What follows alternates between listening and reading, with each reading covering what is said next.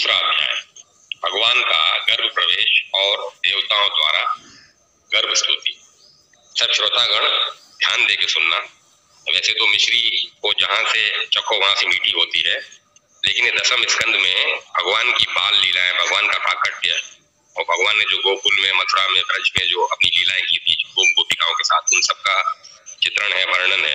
बड़ा आनंद आएगा आपको सुनने में, बड़ा ध्यान देके सुने। जैसे मैं हमेशा बोलता हूँ कि कान के साथ ध्यान भी चाहिए आपका, तो कान तो लगे, ध्यान से सुनेंगे तो आनंद आएगा, बहुत अच्छा लगेगा।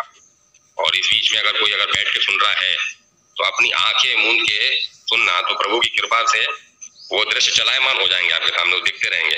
ऐसी कल्पना करेंगे आप, ऐसी आपकी कल्पना शक्ति से प्रभु के उस बाल स्वरूप के दर्शन भी प्रभु दे सकते हैं आपको। बाकी मालिक है वो। भगवान का गर्भ प्रवेश और देवताओं द्वारा गर्भ स्तुति।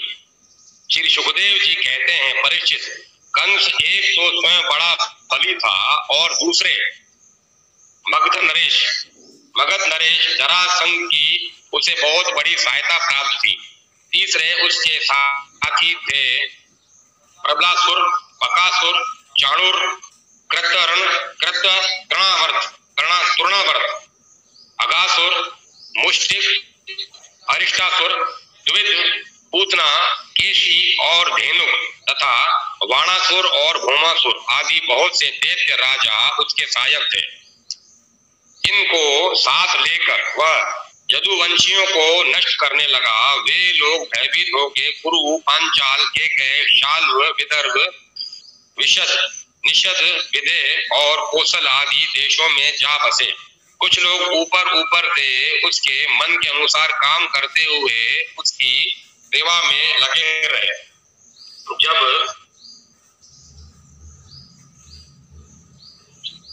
कंस ने एक एक करके देवकी के 6 बालक मार डाले, तब देवकी के 7वें गर्भ में भगवान के अंश स्वरूप श्री शेष जी, जिन्हें अनंत भी कहते हैं, पधारे।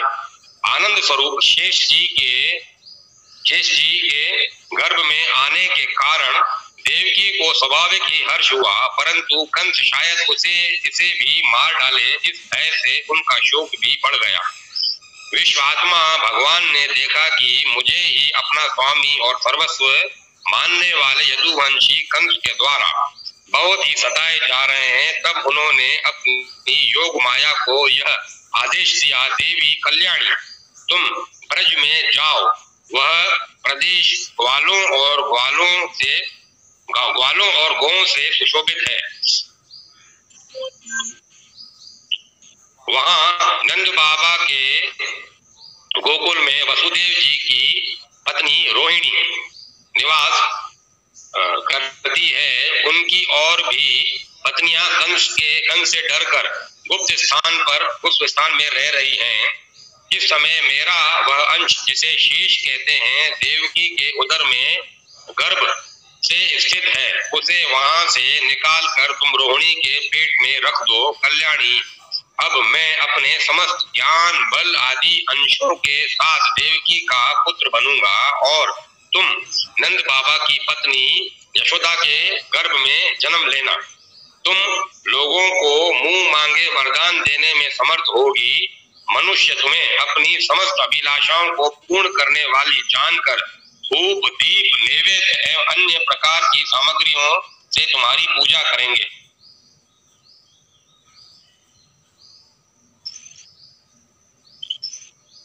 पृथ्वी में लोग तुम्हारे लिए बहुत से स्थान बनाएंगे और दुर्गा, भद्रकाली, विजया, वैष्णवी, कुमुदा, चंडिका, कृष्णा, माधवी, कन्या, माया, नारायणी, ईशानी, शारदा और अंबिका आदि बहुत से नामों से पुकारेंगे। देवकी के गर्भ में से खींचे जाने के कारण शेष जी को लोग संसार में संकर्षण कहेंगे, लोक रंजन करने के कारण राम कहेंगे और बलवानों में श्रेष्ठ होने के कारण बलभद्र भी कहेंगे। जब भगवान ने इस प्रकार आदेश दिया, तब योग माया ने जो आज्ञा ऐसा कहकर उनकी बात शिरोधार्य की और उनकी परिक्रमा करके वे पृथ्वी लोक में चली आई और भगवान ने जैसा कहा था वैसे ही किया।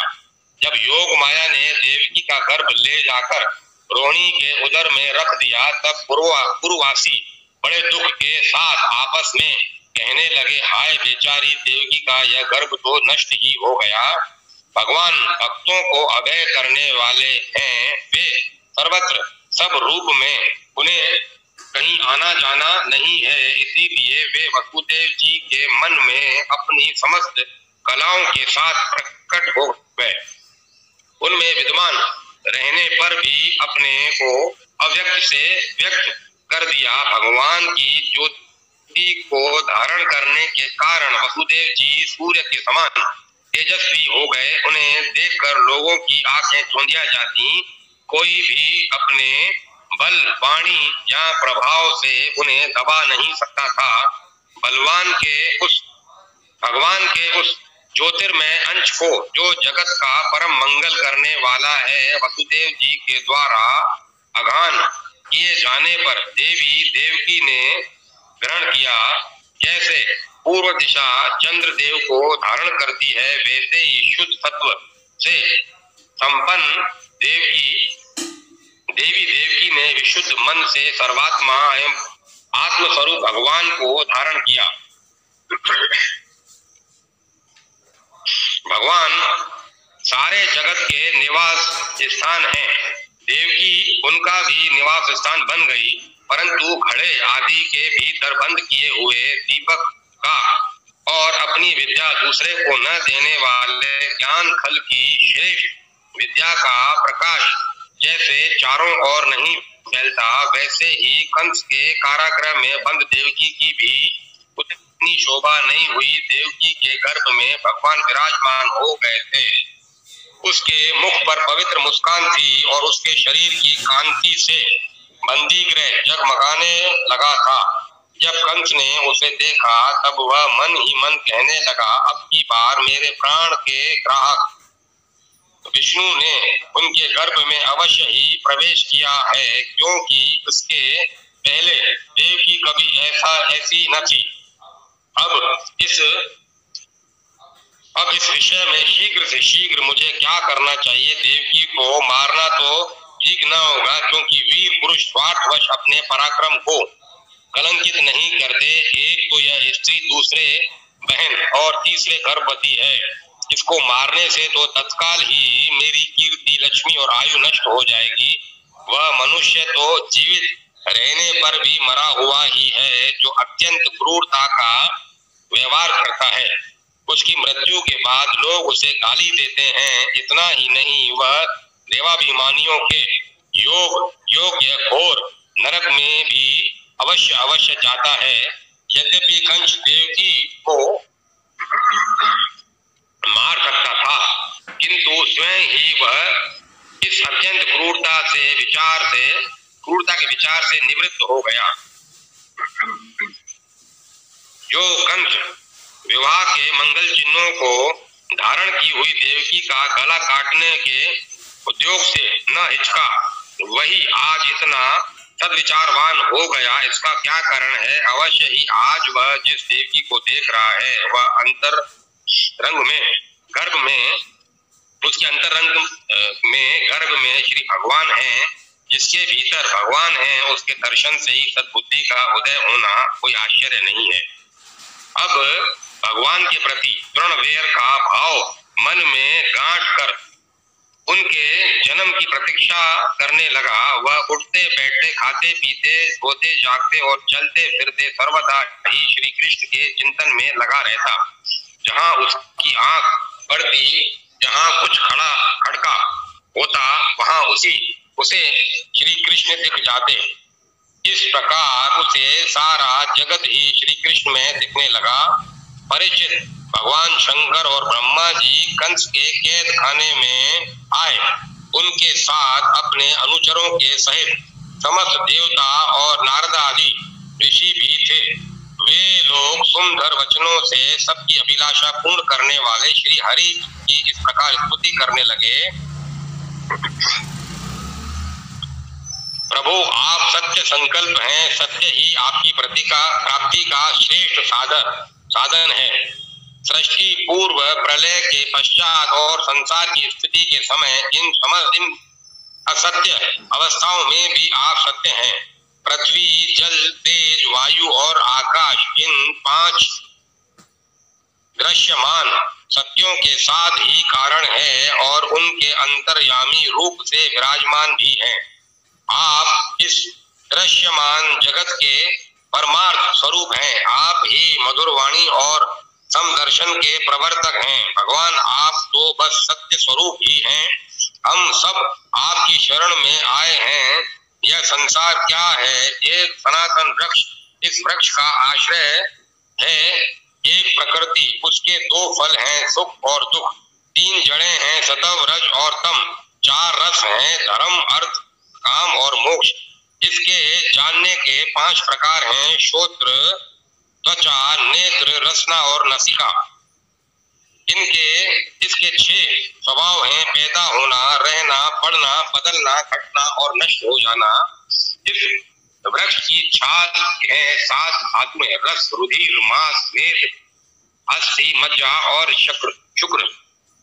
8 शाखाएं हैं, 5 महाभूत, मन, बुद्धि और अहंकार।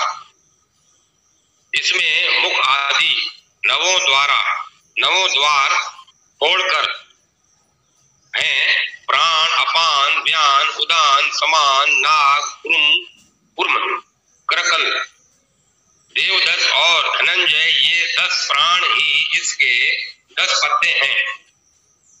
इस संसार रूप वृक्ष पर 2 पक्षी हैं, जीव और ईश्वर। इस संसार रूप वृक्ष की उत्पत्ति के आधार एकमात्र आप ही हैं। आप में ही इसका प्रलय होता है और आप के ही अनुग्रह से इसकी रक्षा भी होती है। जिनका चित्त आपकी माया से आवृत हो रहा है, जिस सत्य को समझने की शक्ति खो बैठा है, वे ही उत्पत्ति, स्थिति और प्रलय करने वाले ब्रह्मादि देवताओं को अनेक देखते हैं। तत्वज्ञानी पुरुष तो सबके रूप में केवल आपका ही दर्शन करते हैं। आप ज्ञान स्वरूप आत्मा हैं। चराचर जगत के कल्याण के लिए ही अनेकों रूप धारण करते हैं। आपके वे रूप विशुद्ध, अप्रकृत तत्व में होते हैं और संत पुरुषों को बहुत सुख देते हैं। साथ ही दुष्टों को उनकी दुष्टता का दंड भी देते हैं। उनके लिए अमंगल में भी होते हैं। कमल के समान कोमल, अनुग्रह भरे नेत्रों वाले प्रभु कुछ बिरले लोग ही आपके समस्त पदार्थों और प्राणियों के आश्रय स्वरूप रूप में पूर्ण एकाग्रता से अपना चित्त लगा पाते हैं और आपके चरण कमल रूपी जहाज का आश्रय लेकर इस संसार सागर को बछड़े के खुर के गड्ढे के समान अनायास ही पार कर जाते हैं। क्यों न हो, अब तक के संतों ने इसी जहाज से संसार सागर को पार जो किया है। परम प्रकाश स्वरूप परमात्मन आपके भक्तजन सारे जगत के निष्कपट प्रेमी सच्चे हितैषी होते हैं। वे स्वयं तो इस भयंकर और कष्ट से पार करने योग्य संसार सागर को पार कर ही जाते हैं, परंतु औरों के कल्याण के लिए भी वे यहाँ आपके चरण कमलों की नौका स्थापित कर जाते हैं। वास्तव में सत्पुरुषों पर आपकी महान कृपा है। उनके लिए आप अनुग्रह स्वरूप ही हैं। कमल नयन, जो लोग आपके चरण कमलों की शरण नहीं लेते तथा आपके प्रति भक्ति भाव से रहित होने के कारण जिनकी बुद्धि भी शुद्ध नहीं है, वे अपने को झूठ मूठ मुक्त मानते हैं। वास्तव में तो वे बुद्ध ही हैं। वे यदि बड़ी तपस्या और साधना का कष्ट उठाकर किसी प्रकार ऊंचे ऊंचे पद पर भी पहुंच जाए तो भी वहां से नीचे गिर जाते हैं, परंतु भगवान जो आपके अपने निज जन हैं, जिन्होंने आपके चरणों में अपनी सच्ची प्रीति जोड़ रखी है, वे कभी उन ज्ञानाभिमानियों की भांति अपने साधन मार्ग से गिरते नहीं। प्रभु, वे बड़े बड़े विघ्न डालने वालों की सेना के सरदारों के सिर पर पैर रखकर निर्भय विचरते हैं। कोई भी विघ्न उनके मार्ग में रुकावट नहीं डाल सकते, क्योंकि उनके रक्षक आप जो हैं, आप संसार की स्थिति के लिए समस्त देहधारियों को परम कल्याण प्रदान करने वाला विशुद्ध सत्व में सच्चिदानंद में परम दिव्य मंगल विग्रह प्रकट करते हैं।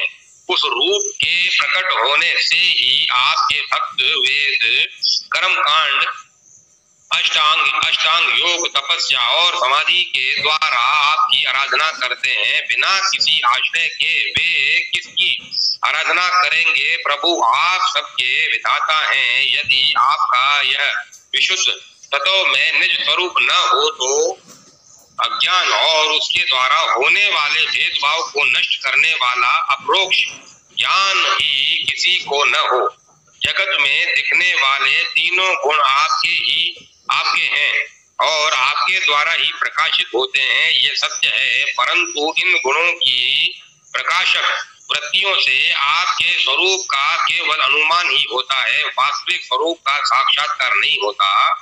आपके स्वरूप का साक्षात्कार तो आपके इस विशुद्ध सतह में स्वरूप की सेवा करने पर आपकी कृपा से ही होता है। भगवान मन और वेद वाणी के द्वारा केवल आपके स्वरूप का अनुमान मात्र होता है, क्योंकि आप उनके द्वारा दृश्य नहीं, उनके साक्षी हैं। इसीलिए आपके गुण, जन्म और कर्म आदि के द्वारा आपके नाम और रूप का निरूपण नहीं किया जा सकता। फिर भी प्रभु आपके भक्तजन उपासना आदि क्रिया योग के द्वारा आपका साक्षात्कार तो करते ही हैं। जो पुरुष आपके मंगल में नामों और रूपों का श्रवण, कीर्तन, स्मरण और ध्यान करता है और आपके चरण कमल की सेवा में ही अपना चित्त लगाए रहता है, उसे फिर जन्म मृत्यु रूप संसार के चक्र में नहीं आना पड़ता।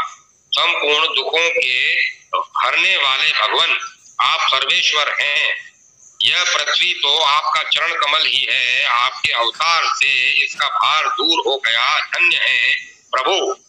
हमारे लिए यह बड़े सौभाग्य की बात है कि हम लोग आपके सुंदर सुंदर चिन्हों से युक्त चरण कमलों के द्वारा विभूषित पृथ्वी को देखेंगे और स्वर्ग लोक को भी आपकी कृपा से कृतार्थ देखेंगे। प्रभु आप अजन्मा हैं।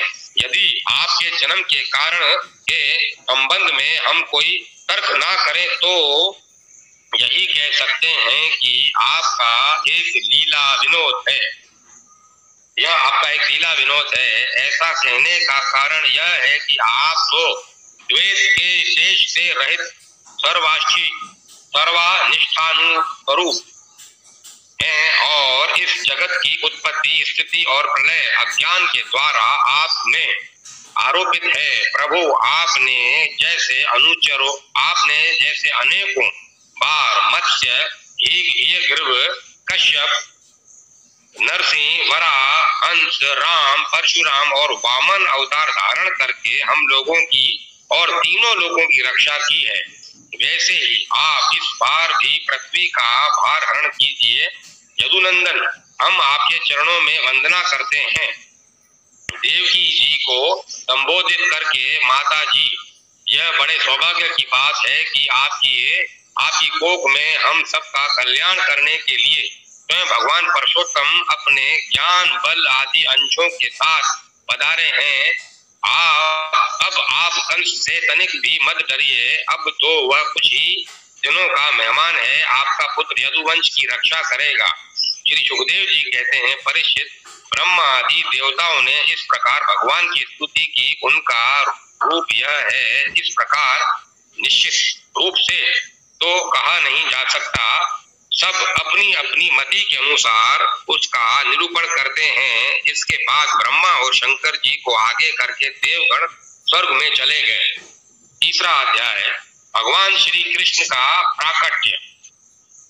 श्री सुखदेव जी कहते हैं, परीक्षित, अब समस्त शुभ गुणों से युक्त बहुत सुहावना समय आया है। रोहिणी नक्षत्र था। आकाश के सभी नक्षत्र, ग्रह और तारे शांत सौम्य हो रहे थे। जैसे अंतःकरण शुद्ध होने पर उसमें भगवान का आविर्भाव होता है, श्री कृष्ण अवतार के अवसर पर भी ठीक उसी प्रकार का समिष्टि की शुद्धि का वर्णन किया गया है। इसमें काल, दिशा, पृथ्वी, जल, अग्नि, वायु, आकाश, मन और आत्मा, इन 9 द्रव्यों का अलग अलग नामोल्लेख करके साधक के लिए एक अत्यंत उपयोगी साधन पद्धति की और संकेत किया गया है। काल, भगवान काल से परे है। शास्त्रों और सत्पुरुषों के द्वारा ऐसा निरूपण सुनकर काल मानो क्रुद्ध हो गया था और रुद्र रूप धारण करके सबको निगल रहा था। आज जब उसे मालूम हुआ कि स्वयं परिपूर्णतम भगवान श्री कृष्ण मेरे अंदर अवतरण हो रहे हैं, तब वह आनंद से भर गया और समस्त सद्गुणों को धारण कर तथा सुहावना बनकर प्रकट हो गया। दिशा, प्राचीन शास्त्रों में दिशाओं को देवी माना गया है। उनके एक एक स्वामी भी होते हैं, जैसे प्राची के इंद्र, प्रतीची के वरुण आदि। कंस के राज्य काल में ये देवता पराधीन कैदी हो गए थे। जब भगवान श्री कृष्ण के अवतार से देवताओं की गणना के अनुसार 11-12 दिनों में ही उन्हें छुटकारा मिल जाएगा, इसीलिए अपने पतियों के संगम सौभाग्य का अनुसंधान करके देवियां प्रसन्न हो गईं। जो देव और एवं दिशा के परिच्छेद से रहित है, वे ही प्रभु भारत देश के ब्रज प्रदेश में आ रहे हैं। यह अपूर्व आनंदोत्सव ही दिशाओं की प्रसन्नता का हेतु है। सकृत साहित्य में दिशाओं का एक नाम आशा भी है। दिशाओं की प्रसन्नता एक अर्थ यह भी है कि अब सत्पुरुषों की आशा अभिलाषा पूर्ण होगी। विराट पुरुष के अव्यय संस्थान का वर्णन करते समय दिशाओं को उनका कान बताया गया है। श्री कृष्ण के अवतार के अवसर पर दिशाएं मानो यह सोचकर प्रसन्न हो गईं कि प्रभु असुर असाधुओं के उपद्रव से दुखी प्राणियों की प्रार्थना सुनने के लिए सतत सावधान है। पृथ्वी, पुराणों में भगवान की 2 पत्नियों का उल्लेख मिलता है, एक श्री देवी और दूसरी भूदेवी। ये दोनों चल संपत्ति और अचल संपत्ति की स्वामिनी हैं। इनके पति हैं भगवान, जीव नहीं। जिस समय श्री देवी के निवास स्थान वैकुंठ से उतरकर भगवान भूदेवी के निवास स्थान पृथ्वी पर आने लगे, तब जैसे परदेश से पति के आगमन का समाचार सुनकर पत्नी सज धज कर अगवानी करने के लिए निकलती है, वैसे ही पृथ्वी का मंगलमयी होना, मंगल चिन्हों को धारण करना स्वाभाविक ही है। भगवान के श्री चरण मेरे वक्ष स्थल पर पड़ेंगे। अपने सौभाग्य का ऐसा अनुसंधान करके पृथ्वी आनंदित हो गई। वामन ब्रह्मचारी थे। परशुराम जी ने ब्राह्मणों को दान दे दिया। श्री रामचंद्र ने मेरी पुत्री जानकी से विवाह कर लिया। इसीलिए उन अवतारों में मैं भगवान से जो सुख नहीं प्राप्त कर सकी, वही श्री कृष्ण से प्राप्त करूंगी। यह सोचकर पृथ्वी मंगलमयी हो गई। अपने पुत्र मंगल को गोद में लेकर पति देव का स्वागत करने चली। जल, नदियां ने विचार किया कि राम अवतार में सेतु बंध के बहाने हमारे पिता पर्वतों को हमारी ससुराल समुद्र में पहुंचाकर उन्होंने अपने मायके का सुख दिया था। अब इनके शुभागमन के अवसर पर हमें भी प्रसन्न होकर इनका स्वागत करना चाहिए। नदियां तब गंगा जी से कहती थी, तो हमने हमारे पिता पर्वत देखे हैं, अपने पिता भगवान विष्णु के दर्शन कराओ। गंगा जी ने सुनी अनसुनी कर दी। अब वे इसीलिए प्रसन्न हो गई हैं कि हम स्वयं देख लेंगी। यद्यपि भगवान समुद्र में नित्य निवास करते हैं, फिर भी ससुराल होने के कारण वे उन्हें वहां देख नहीं पाती। अब उन्हें पूर्ण रूप से देख सकेंगी, इसीलिए वे निर्मल हो गईं। निर्मल हृदय को भगवान मिलते हैं, इसीलिए वे निर्मल हो गईं। नदियों को जो सौभाग्य किसी भी अवतार में नहीं मिला वह कृष्ण अवतार में मिला। श्री कृष्ण की जी अवतार लेते ही यमुना जी के तट पर जाना, ग्वाल बाल एवं गोपियों के साथ जल क्रीड़ा करना, उन्हें अपनी पटरानी बनाना, इन सब बातों को सोचकर नदियां आनंद से भर गई। कालिया दमन करके कालिय दह का शोधन, ग्वाल बालों और अक्रूर को ब्रह्महत्या में ही अपने स्वरूप के दर्शन आदि संबंधी लीलाओं का अनुसंधान करके हृदों ने कमल के बहाने अपने प्रफुल्लित हृदय को ही श्री कृष्ण के प्रति अर्पित कर दिया। उन्होंने कहा कि प्रभु, भले ही हमें लोग जड़ समझा करें, आप हमें कभी स्वीकार करेंगे। इस भावी सौभाग्य के अनुसंधान से हम सहृदय हो रहे हैं। अग्नि, इस अवतार में श्री कृष्ण ने योमासुर, तृणाव्रत, कालिय के दमन से आकाश, वायु और जल की शुद्धि की है। मृदु भक्षण से पृथ्वी की और अग्निपान से अग्नि की भगवान श्री कृष्ण ने 2 बार अग्नि को अपने मुंह में धारण किया। इस भावी सुख को अनुसंधान करके ही अग्नि देव शांत होकर प्रज्वलित होने लगे। देवताओं के लिए यज्ञ भाग आदि बंद हो जाने के कारण अग्नि देव भी भूखे ही थे। जब श्री कृष्ण अवतार से अपने भोजन मिलने की आशा से अग्नि देव प्रसन्न होकर प्रज्वलित हो उठे। वायु, उदार शिरोमणि भगवान श्री कृष्ण के जन्म के अवसर पर वायु ने सुख लौटाना आरंभ किया, क्योंकि समान शील से ही मैत्री होती है। जैसे स्वामी के सामने सेवक प्रजा और गुण प्रकट करके उससे प्रसन्न करती है, वैसे ही वायु भगवान के सामने अपने गुण प्रकट करने लगा। आनंद कंद श्री कृष्णचंद्र के मुखारविंद पर जब श्रम जनित श्वेत बिंदु आ जाएगा, तब मैं ही शीतल मंद सुगंध गति से उसे सुखाऊंगा। यह सोचकर पहले से ही वायु सेवा का अभ्यास करने लगा। यदि मनुष्य को प्रभु चरणारविंद के दर्शन की लालसा हो तो उसे विश्व की सेवा ही करनी चाहिए। मानो यह उपदेश करता हुआ वायु सबकी सेवा करने लगा। राम अवतार में मेरे पुत्र हनुमान ने भगवान की सेवा की, इससे मैं कृतार्थ ही हूँ, परंतु इस अवतार में मुझे स्वयं ही सेवा कर लेनी चाहिए। इस विचार से वायु लोगों को सुख पहुंचाने लगा। संपूर्ण विश्व के प्राण वायु ने संपूर्ण विश्व की ओर से भगवान के स्वागत समारोह का प्रतिनिधित्व किया।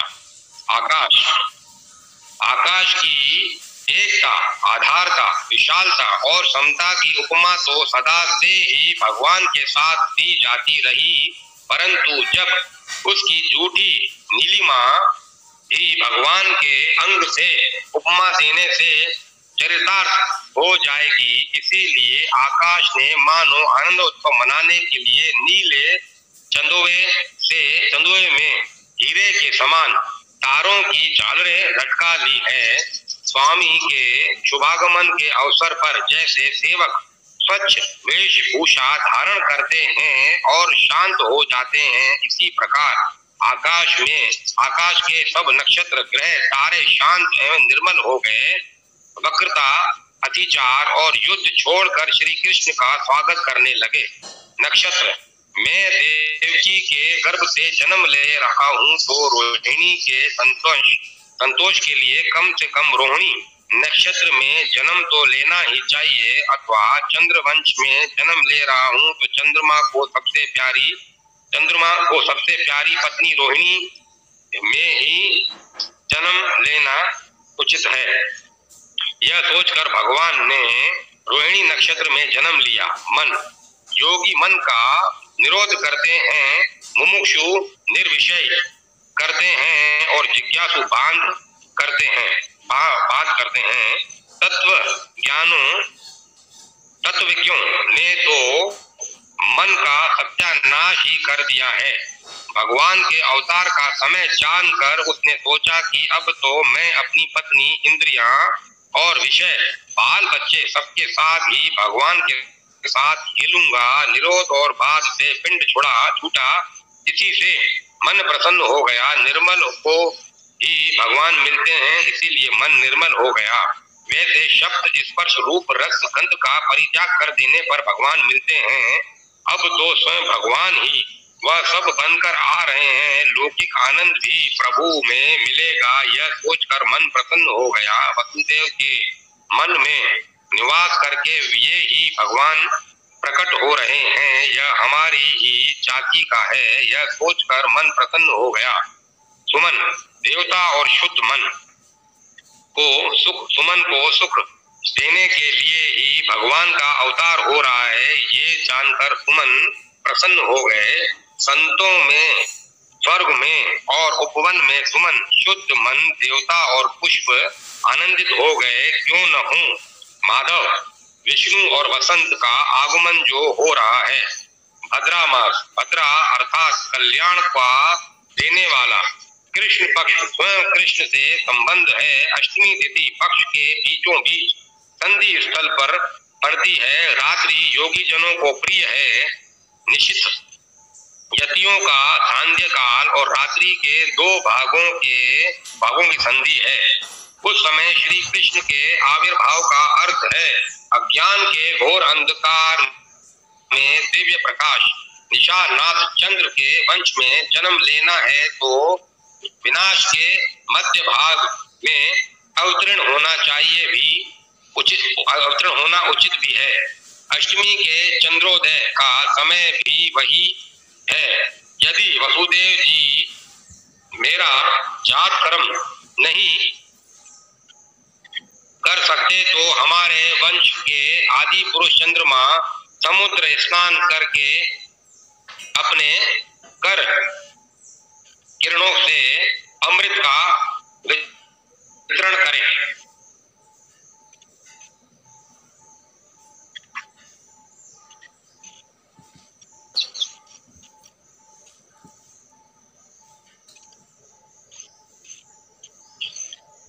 अभी जो मैंने आपको बताया कि जैसे प्रभु का प्रकट होने वाला था तो सब ब्रह्मा और शंकर जी और सब देवी देवता वहां पे आए और उस बंदी गृह में आके अपनी देवकी माँ के समक्ष और वसुदेव जी के समक्ष खड़े होकर भगवान की स्तुति करने लगे और इन माता जी को धन्य कहने लगे। तो वो तो थे ही थे, साथ में देवता तो आए और देवताओं के साथ साथ जो प्रकृति है, जैसे काल बोला गया है, दिशा है और पृथ्वी हुई, जल नदियां हुई, अद जो लताएं हैं, अग्नि हुई, वायु हुई और आकाश हुआ, नक्षत्र हुआ, मन हुआ, भाद्र मास जो महीना हुआ, ये सब के सब प्रसन्नचित हो गए। उन सब के मन की गति का यहाँ विवरण किया गया, वर्णन किया गया, जो मैंने आपको पढ़ के सुनाया। अब फिर उसी अध्याय में शुरू करता हूँ जहाँ पे मैंने छोड़ा था। आकाश के सभी नक्षत्र, ग्रह और तारे शांत सौम्य हो रहे थे। दिशाएं स्वच्छ प्रसन्न थी। निर्मल आकाश में तारे जगमगा रहे थे। पृथ्वी के बड़े बड़े नगर, छोटे छोटे गांव, अहीरों की बस्तियां और हीरे आदि की खानें मंगलमय हो रही थी। नदियों का जल निर्मल हो गया था। इस रात्रि के समय भी सरोवरों में कमल खिल रहे थे। वन में वृक्षों की पत्तियां रंग बिरंगे पुष्पों के गुच्छों से लग गई थी। कहीं पक्षी चहक रहे थे तो कहीं भौरे गुनगुना रहे थे। उस समय परम पवित्र और शीतल मंद सुगंध वायु अपने स्पर्श से लोगों को सुखदान करती हुई बह रही थी। ब्राह्मणों के अग्निहोत्र की कभी न बुझने वाली अग्नियां भी कंस के अत्याचार से बुझ गई थी। वे इस समय अपने आप जल उठी। संत पुरुष पहले से ही चाहते थे कि असुरों की बढ़ती न होने पाए। अब उनका मन सहसा प्रसन्नता से भर गया। जिस समय भगवान के आविर्भाव का अवसर आया, स्वर्ग में देवताओं की दुंदुभियां अपने आप बज उठी। किन्नर और गंधर्व मधुर स्वर में गाने लगे तथा सिद्ध और चारण भगवान के मंगल में गुणों की स्तुति करने लगे।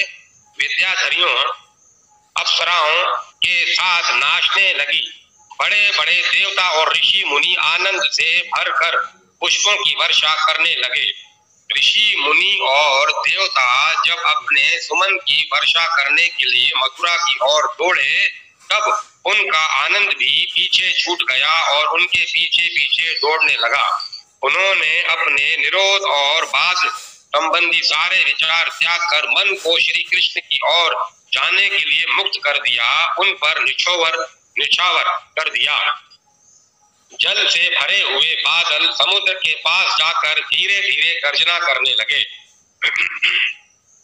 मेघ समुद्र के पास जाकर मंद मंद गर्जना करते हुए कहते, जल निधे, यह तुम्हारे उपदेश पास आने का फल है कि हमारे पास जल ही जल है हो गया है। अब ऐसा कुछ उपदेश करो कि जैसे तुम्हारे भीतर भगवान रहते हैं वैसे ही हमारे भीतर भी रहें। बादल समुद्र के पास जाते हैं और कहते हैं कि समुद्र तुम्हारे हृदय में भगवान रहते हैं, हमें भी उनका दर्शन प्यारा प्राप्त करवा दो। समुद्र उन्हें थोड़ा सा जल देकर कह देता, अपनी उताल तरंगों से ढकेल देता, जाओ अभी विश्व की सेवा करके अंतःकरण शुद्ध करो, तब भगवान के दर्शन होंगे। स्वयं भगवान मेघ शाम बनकर समुद्र से बाहर ब्रज में आकर आ रहे हैं। हम धूप में उन पर छाया करेंगे, अपनी पुइयां बरसा कर जीवन निछावर करेंगे और उनकी बांसुरी के स्वर पर ताल देखेंगे। अपने इस सौभाग्य का अनुसंधान करके बादल समुद्र के पास पहुंचे और मंद मंद गर्जना करने लगे। मंद मंद इसीलिए कि यह ध्वनि प्यारे श्री कृष्ण के कानों तक न पहुंच जाए। जन्म मृत्यु के चक्र से छुड़ाने वाले जनार्दन के अवतार का समय था। निश्चित चारों ओर अंधकार का साम्राज्य था। उसी समय सबके हृदय में विराजमान भगवान विष्णु देव रूपिणी देवकी के गर्भ से प्रकट हुए। जैसे पूर्व दिशा में 16 कलाओं से पूर्ण चंद्रमा का उदय हो रहा हो। वसुदेव जी ने देखा अपने उनके सामने एक अद्भुत बालक है। उसके नेत्र कमल के समान कोमल और विशाल हैं। 4 सुंदर हाथों में शंख, गदा, चक्र और कमल लिए हुए हैं। वक्ष स्थल पर श्री वत्स का चिन्ह अत्यंत सुंदर स्वर्णमयी रेखा है। गले में कौस्तुभ मणि झिलमिला रही है। वर्षाकालीन मेघ के समान परम सुंदर श्यामल शरीर पर मनोहर पीतांबर फहरा रहे हैं। बहुमूल्य वैदुर्मणि किरीट और कुंडल की कांति से सुंदर सुंदर घुंघराले बाल सूर्य की किरणों के समान चमक रहे हैं। कमर में चमचमाती करधनी की लड़ियां लटक रही हैं। बालों में बाजूबंद और कलाइयों में कंकड़ शोभायमान हो रहे हैं। इन सब आभूषणों से सुशोभित बालक के अंग अंग से अनोखी छटा छिटक रही है। जब वसुदेव जी ने देखा कि मेरे पुत्र के रूप में तो स्वयं भगवान ही आए हैं, तब पहले ही उन्हें असीम आश्चर्य हुआ। फिर आनंद से उनकी आंखें खिल उठी। उनका रोम रोम परमानंद से मग्न हो गया। श्री कृष्ण का जन्म उत्सव मनाने की उतावली में उन्होंने उसी समय ब्राह्मणों के लिए 10,000 गौओं का संकल्प कर दिया। परीक्षित, भगवान श्री कृष्ण अपनी अंग कांति से सुती का ग्रह को जगमगा रहे थे। जब वसुदेव जी को यह निश्चय हो गया कि ये तो परम पुरुष परमात्मा ही है, तब भगवान का प्रभाव जान लेने से उनका सारा भय जाता रहा। अपनी बुद्धि स्थिर करके उन्होंने भगवान के चरणों में अपना सिर झुका दिया और फिर हाथ जोड़कर वे उनकी स्तुति करने लगे। वसुदेव जी ने कहा, मैं समझ गया कि आप प्रकृति से अतीत साक्षात पुरुषोत्तम हैं। आपका स्वरूप केवल अनुभव और केवल आनंद आप समस्त बुद्धियों के एकमात्र साक्षी हैं। आप ही सर्ग के आदि में अपनी प्रकृति से इस गुणमय जगत की सृष्टि करते हैं, फिर उसमें प्रविष्ट न होने पर भी आप प्रविष्ट के समान जान पड़ते हैं। जैसे जब तक महत्व आदि कारण तत्व पृथक पृथक रहते हैं, तब तक उनकी शक्ति भी पृथक पृथक होती है। जब वे इंद्रियादि 16 विकारों के साथ मिलते हैं, तभी इस ब्रह्मांड की रचना करते हैं और इसे उत्पन्न करके इसी में अनुप्रविष्ट से जान पड़ते हैं। परंतु सच्ची बात तो यह है कि वे किसी भी पदार्थ में प्रवेश नहीं करते। ऐसा होने का कारण यह है कि उनसे बनी हुई जो वस्तु है उसमें वे पहले से ही विद्यमान रहते हैं। ठीक वैसे ही बुद्धि के द्वारा केवल गुणों के लक्षणों का ही अनुमान किया जाता है। इंद्रियों के द्वारा केवल गुणमय विषयों का ही ग्रहण होता है। यद्यपि आप उनमें रहते हैं, फिर भी उन गुणों के ग्रहण से आपका ग्रहण नहीं होता। इसका कारण यह है कि आप सब कुछ हैं, सबके अंतर्यामी हैं और परमार्थ सत्य आत्म स्वरूप हैं। गुणों का आवरण आपको ढक नहीं सकता, इसीलिए आप में न बाहर है न भीतर। फिर आप किसमें प्रवेश करेंगे? इसीलिए आप में न बाहर है न भीतर, फिर आप किसमें प्रवेश करेंगे? इसीलिए प्रवेश न करने पर भी आप प्रवेश किए हुए के समान दिखते हैं। जो अपने इस दृश्य गुणों को अपने से पृथक मान कर सत्य समझता है, वह अज्ञानी है, क्योंकि विचार करने पर ये देह आदि पदार्थ वागिलवास के सिवा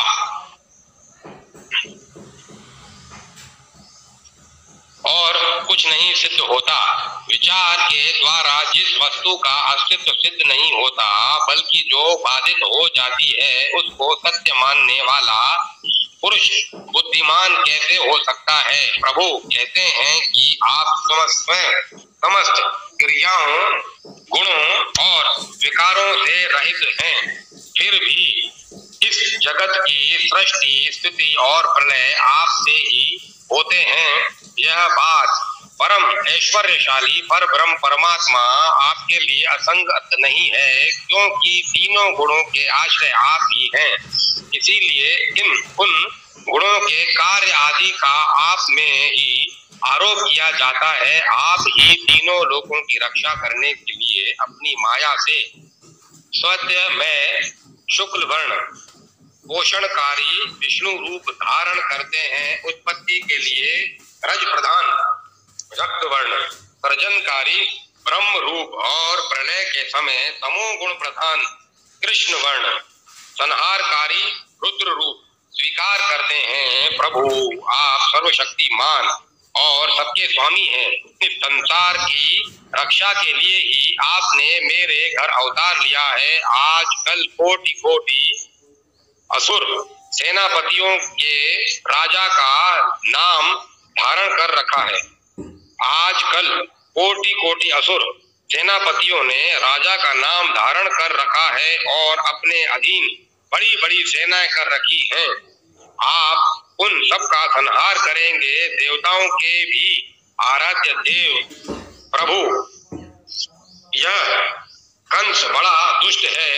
इसे जब मालूम हुआ कि आपका अवतार हमारे घर होने वाला है, तब उसने आपके भय से आपके बड़े भाइयों को मार डाला। अभी उसके दूत आपके अवतार का समाचार उसे सुनाएंगे और वह अभी अभी हाथ में शस्त्र लेकर दौड़ा आएगा। श्री सुखदेव जी कहते हैं, परीक्षित, इधर देवकी ने कहा कि मेरे पुत्र में तो पुरुषोत्तम भगवान के सभी लक्षण मौजूद हैं। पहले तो उन्हें कंस से कुछ है मालूम हुआ, परंतु फिर वे बड़े पवित्र भाव से मुस्कुराती हुई स्तुति करने लगी। माता देवकी ने कहा, प्रभु वेदों ने आपके जिस रूप को अव्यक्त और सबका कारण बतलाया है, जो ब्रह्मा ज्योति स्वरूप समस्त गुणों से रहित और विकारहीन है, जैसे विशेषण रहित अनिर्वचनीय निष्क्रिय एवं केवल विशुद्ध सत्ता के रूप में कहा गया है, वही बुद्धि आदि के प्रकाशक विष्णु आप स्वयं हैं। जिस समय ब्रह्मा की पूरी आयु दो पराग समाप्त हो जाते हैं, काल शक्ति के प्रभाव से सारे लोग नष्ट हो जाते हैं, पंच महाभूत अहंकार मैं तत्व में और मैं तत्व प्रकृति में लीन हो जाता है, उस समय एकमात्र आप ही शेष रह जाते हैं। इसी से आपका नाम शेष भी है। प्रकृति के एकमात्र सहायक प्रभु निमेष से लेकर वर्ष पर्यंत अनेक विभागों में विभक्त जो काल है, जिसकी चेष्टा से यह संपूर्ण विश्व सचेष्ट हो रहा है और जिसकी कोई सीमा नहीं है, वह आपकी लीला मात्र है। आप सर्वशक्तिमान और परम कल्याण के आश्रय हैं। मैं आपकी शरण लेती हूँ प्रभु। यह जीव मृत्युग्रस्त हो रहा है, यह मृत्यु रूप कराल व्याल से भयभीत होकर संपूर्ण लोकांतरों में भटकता रहा है, परंतु इसे कभी कहीं भी ऐसा स्थान न मिल सका जहां यह निर्भय होकर रहे। आज बड़े भाग्य से इसे आपके चरणाबिंदों की शरण मिल गई, अतः अब यह स्वस्थ होकर सुख की नींद सो रहा है। औरों की तो बात ही क्या, स्वयं मृत्यु भी इससे भयभीत होकर भाग गई है। प्रभु आप हैं भक्त भयकारी और हम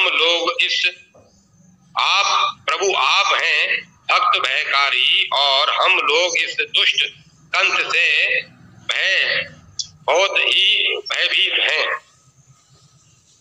अतः आप हमारी रक्षा कीजिए। आपका यह चतुर्भुज दिव्य रूप ध्यान की वस्तु है, इसे केवल मांस मज्जा में शरीर पर ही दृष्टि रखने वाले देवाभिमानी पुरुषों के सामने प्रकट मत कीजिए। मधुसूदन, इस पापी कंस को यह बात मालूम न हो कि आपका जन्म मेरे गर्भ से हुआ है। मेरा धैर्य टूट रहा है, आपके लिए मैं कंस से बहुत डर रही हूँ। विश्वात्मन, आपका यह रूप अलौकिक है। आप शंख चक्र गदा और कमल की शोभा से युक्त अपना यह चतुर्भुज रूप छिपा लीजिए। प्रलय के समय आप इस संपूर्ण विश्व को अपने शरीर में वैसे ही स्वाभाविक रूप से धारण करते हैं जैसे कोई मनुष्य अपने शरीर में रहने वाले छिद्र रूप आकाश को। वही परम पुरुष परमात्मा आप मेरे गर्भवासी हुए। यह आपकी अद्भुत मनुष्य लीला नहीं तो और क्या है। श्री भगवान ने कहा, देवी स्वयंभू मनवंतर में जब तुम्हारा पहला जन्म हुआ था, उस समय तुम्हारा नाम था प्रशिनी और ये वसुदेव सुतपा नाम के प्रजापति थे। तुम दोनों के हृदय बड़े ही शुद्ध थे। जब ब्रह्मा जी ने तुम दोनों को संतान उत्पन्न करने की आज्ञा दी, तब तुम लोगों ने इंद्रियों का दमन करके उत्कृष्ट तपस्या की। तुम दोनों ने वर्षा, वायु, घाम, शीत, उष्ण और आदि काल के विभिन्न गुणों को सहन किया और प्राणायाम के द्वारा अपने मन के मल धो डाले। तुम दोनों कभी सूखे पत्ते खा लेते और कभी हवा पीकर ही रह जाते। तुम्हारा चित्त बड़ा शांत था। इस प्रकार तुम लोगों ने मुझसे अभिष्ट वस्तु प्राप्त करने की इच्छा से मेरी आराधना की। मुझ में चित्त लगाकर ऐसा परम दुष्कर और घोर तप करते करते देवताओं के 12,000 वर्ष बीत गए। पुण्यमयी देवी, उस समय मैं तुम दोनों पर प्रसन्न हुआ, क्योंकि तुम दोनों ने तपस्या, श्रद्धा और प्रेममयी भक्ति से अपने हृदय में नित्य निरंतर मेरी भावना की थी। उस समय तुम दोनों की अभिलाषा पूर्ण करने के लिए वर देने वालों का राजा मैं इसी रूप में तुम्हारे सामने प्रकट हुआ। जब मैंने कहा तुम्हारी जो इच्छा हो मुझसे मांग लो, तब तुम दोनों ने मेरे जैसा पुत्र मांगा। उस समय तक विषय भोगों से तुम लोगों का कोई संबंध नहीं था, तुम्हारे कोई संतान भी न थी, इसीलिए मेरी माया से मोहित होकर तुम दोनों ने मुझसे मोक्ष नहीं मांगा। तुम्हें मेरे जैसा पुत्र होने का वर प्राप्त हो गया और मैं वहां से चला गया। अब सफल मनोरथ होकर तुम लोग विषयों का भोग करने लगे। मैंने देखा कि संसार में शील स्वभाव, उदारता तथा अन्य गुणों में मेरे जैसा कोई दूसरा कोई नहीं है, इसीलिए मैं ही तुम दोनों का पुत्र हुआ और उस समय मैं प्रश्नी गर्भ के नाम से विख्यात हुआ। फिर दूसरे जन्म में तुम हुई अदिति और वसुदेव हुए कश्यप। उस समय भी मैं तुम्हारे पुत्र हुआ। मेरा नाम था उपेंद्र। शरीर छोटा होने के कारण लोग मुझे वामन भी कहते थे। सती देव की तुम्हारे इस तीसरे जन्म में भी मैं उसी रूप से फिर तुम्हारा पुत्र हुआ हूँ। भगवान श्री कृष्ण ने विचार किया कि मैंने उनको वर तो यह दे दिया कि मेरे सदृश पुत्र होगा, परंतु मैं पूरा नहीं कर सकता, क्योंकि वैसा कोई है ही नहीं। किसी को कोई वस्तु देने की प्रतिज्ञा करके पूरी न कर सके तो उसके समान 3 गुनी वस्तु देनी चाहिए। मेरे सदृश पदार्थ के समान मैं हूँ, अतएव मैं अपने को 3 बार इनका पुत्र बनाऊंगा। मेरी वाणी सर्वदा सत्य होती है। मैंने तुम्हें अपना यह रूप इसीलिए दिखला दिया कि तुम्हें मेरे पूर्व अवतारों का स्मरण हो जाए। यदि मैं ऐसा नहीं करता तो केवल मनुष्य शरीर से मेरे अवतार की पहचान नहीं हो पाती। तुम दोनों मेरे प्रति पुत्र भाव तथा निरंतर ब्रह्म भाव रखना। इस प्रकार वात्सल्य, स्नेह और चिंतन के द्वारा तुम्हें मेरे परम पद की प्राप्ति होगी। श्री सुखदेव जी कहते हैं, भगवान इतना कहकर चुप हो गए। अब उन्होंने अपनी योग माया से पिता माता के देखते देखते तुरंत एक साधारण शिशु का रूप धारण कर लिया। जब वसुदेव जी ने भगवान की प्रेरणा से अपने पुत्र को लेकर सुतिका गृह से बाहर निकलने की इच्छा की, उसी समय नंद पत्नी यशोदा के गर्भ से उस योग माया का जन्म हुआ, जो भगवान की शक्ति होने के कारण उनके समान ही जन्म रहित है। उसी योग माया के द्वारपाल और पुरुवासियों की समस्त इंद्रिया वृत्तियों की चेतना हर ली। वे सब के सब अचेत होकर सो गए। बंदी गृह के सभी दरवाजे बंद थे। उनमें बड़े बड़े किवाड़, लोहे की जंजीरें और ताले जड़े हुए थे। उनके बाहर जाना बड़ा ही कठिन था, परंतु वसुदेव जी भगवान श्री कृष्ण को गोद में लेकर जो ही उनके निकट पहुंचे, त्यों ही वे सब दरवाजे आप से आप खुल गए। जिनके नाम श्रावण मास से असंख्य जन्मार्जित प्रारब्ध बंधन ध्वस्त हो जाते हैं, वे ही प्रभु जिसकी गोद में आ गए उनकी हथकड़ी बेड़ी खुल जाए। इसमें क्या आश्चर्य है। बलराम जी ने विचार किया कि मैं बड़ा भाई बना तो खुल गए। ठीक वैसे ही जैसे सूर्योदय होते ही अंधकार दूर हो जाता है, उस समय बादल धीरे धीरे गरज कर जल की फुहारें छोड़ रहे थे। इसीलिए शेष जी अपने फनों से जल को रोकते हुए भगवान के पीछे पीछे चलने लगे। बलराम जी ने विचार किया कि मैं बड़ा भाई बना तो क्या सेवा ही मेरा मुख्य धर्म है। इसीलिए वे अपने शेष रूप से श्री कृष्ण के छत्र बनकर जल का निवारण करते हुए चले। उन्होंने सोचा कि यदि मेरे रहते स्वामी को वर्षा से कष्ट पहुंचता पहुंचा तो मुझे धिक्कार है। इसीलिए उन्होंने अपना सिर आगे कर दिया, अथवा उन्होंने यह सोचा कि ये विष्णुपद आकाशवासी मेघ परोपकार के लिए अंधपतित होना स्वीकार कर लेते हैं, इसीलिए बलि के समान सिर से वंदनीय है, बलि के समान सिर से वंदनीय है। उन दिनों बार वर्षा होती रहती थी। श्री कृष्ण शिशु को अपनी ओर आते देख यमुना जी ने विचार किया, अहो जिनके चरणों की धूलि सत्पुरुषों के मानस ध्यान का विषय है, वे ही आज मेरे तट पर आ रहे हैं। वे आनंद और प्रेम से भर गई, आंखों से इतने आंसू निकले कि बाढ़ आ गई। मुझे यमराज की बहन समझकर श्री कृष्ण अपनी आंख न फेर ले, इसीलिए वे अपने विशाल जीवन का प्रदर्शन करने लगी। ये गोपालन के लिए गोकुल में जा रही हैं, ये सहस्त्र सहस्त्र लहरियां गोए ही तो हैं, ये उन्हीं के समान उनका भी पालन करें। एक कालिय नाग तो मुझ में पहले से ही है और दूसरे शेष नाग आ रहे हैं, अब मेरी क्या गति होगी, यह सोचकर यमुना जी अपने थपेड़े से उनका निवारण करने के लिए बढ़ गईं। उनका प्रवाह गहरा और तेज हो गया था।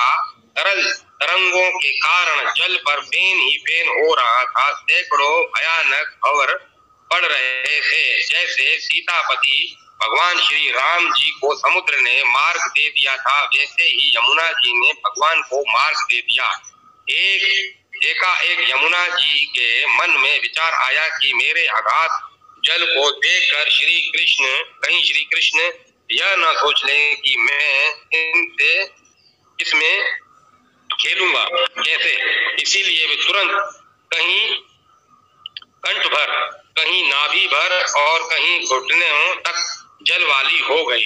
जैसे दुखी मनुष्य दयालु पुरुष के सामने अपना मन खोल कर रख देता है, वैसे ही कलिया नाग से त्रस्त अपने हृदय का दुख निवेदन कर देने के लिए यमुना जी ने भी अपना दिल खोलकर श्री कृष्ण के सामने रख दिया।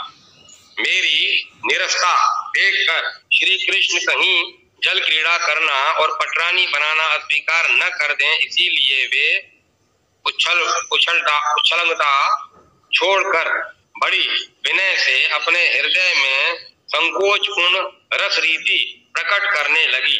जब उन्होंने सूर्य वंश में रामावतार ग्रहण किया, तब मार्ग न देने पर चंद्रमा के पिता समुद्र को बांध दिया था।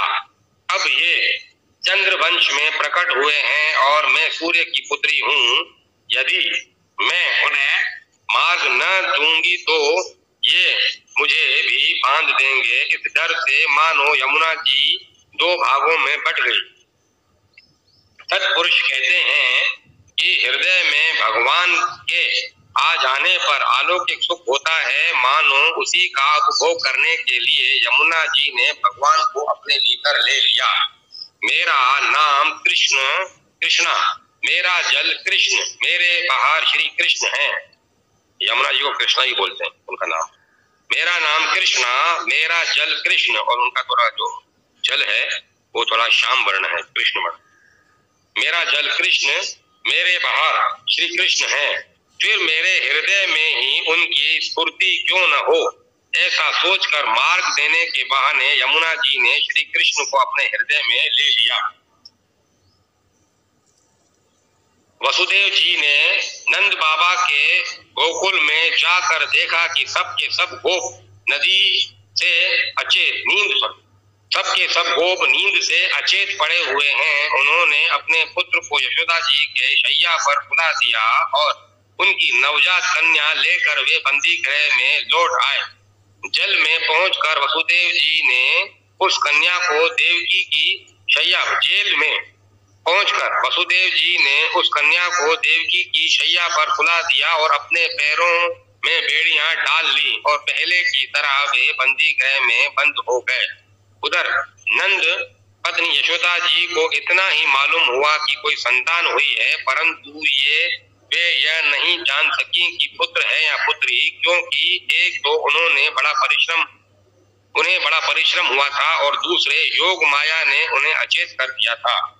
भगवान श्री कृष्ण ने इस प्रसंग में यह प्रकट किया कि जो मुझे प्रेम पूर्वक अपने हृदय में धारण करता है उसके बंधन खुल जाते हैं, जेल से छुटकारा मिल जाता है, बड़े बड़े फाटक टूट जाते हैं, पहरेदारों का पता नहीं चलता, भव नदी का जल सूख जाता है, गोकुल इंद्रिय समुदाय की वृत्तियां लुप्त हो जाती हैं और माया हाथ में आ जाती है।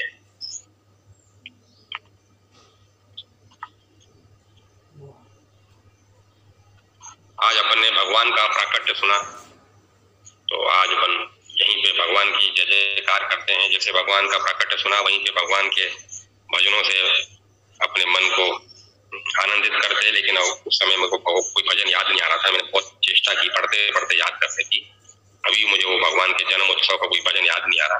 तो अपन भगवान के नाम संकीर्तन का ही गुणगान करते हैं और उनका गान।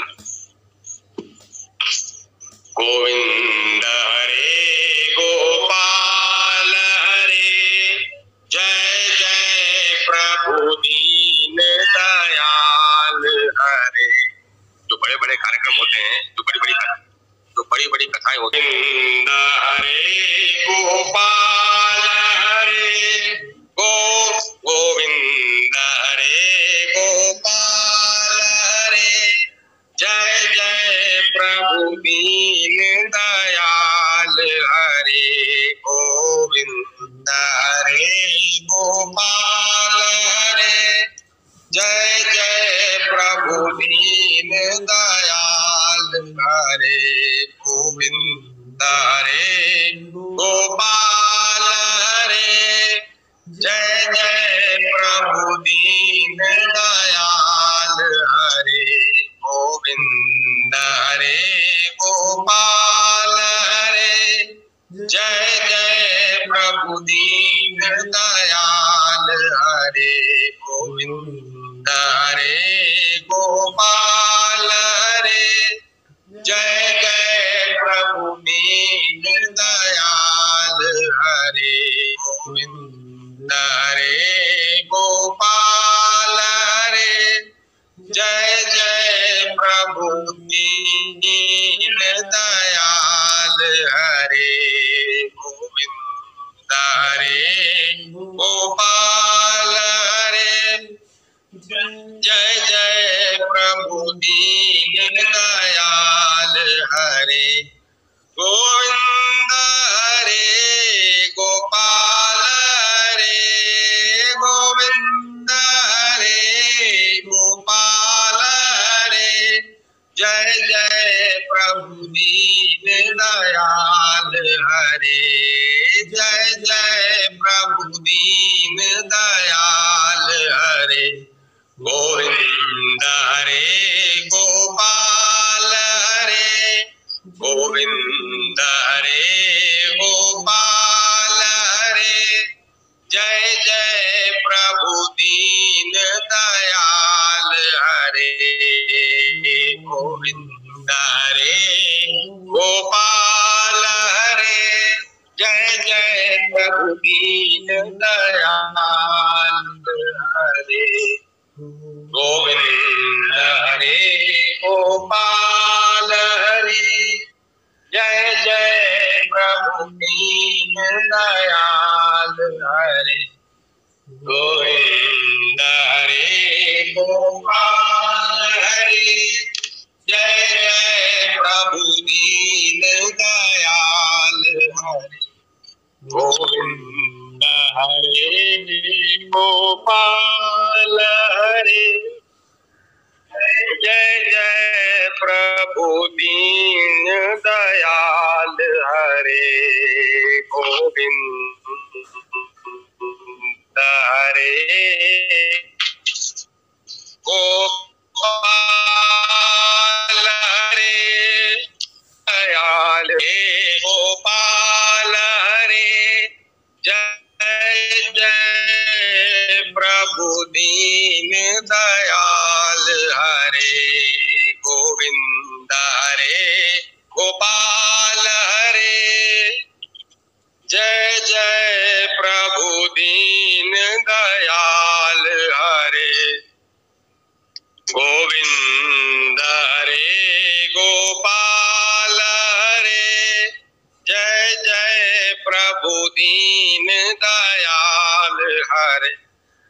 गोविंद हरे गोपाल हरे, जय जय प्रभु दीन दयाल हरे।